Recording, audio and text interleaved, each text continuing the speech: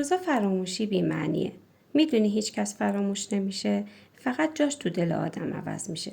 مثلا یهو تصمیم میگیری که بفرستیش ته دلت. اون طعم‌ها که پر آدمای به ظاهر فراموش شده است. به ظاهر فقط وقتهایی تنهایی که میشه تک تک آدمای ته دلتو بیاری جلوی چشات. بعضیاشون خندن، بعضیاشون بغض، بعضیاشون اشک.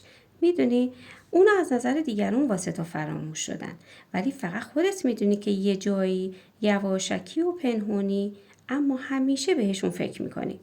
بهشون فکر میکنی و فکر که کردی باز میذاری سر جاشون. ته دلت، ته فکرت، ته ته همه چیز. اینطوری خودت آروم میگیری و روز به روز بیشتر میری تو خودت. بیشتر با خودت خلوت میکنی تا با آدمای ته‌دلی تنها باشی.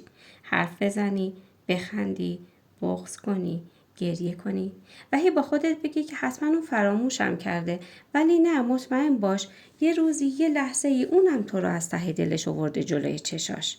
نگات کرده، خاکاتو تکونده، خندیده یا بغض کرده یا گریه کرده.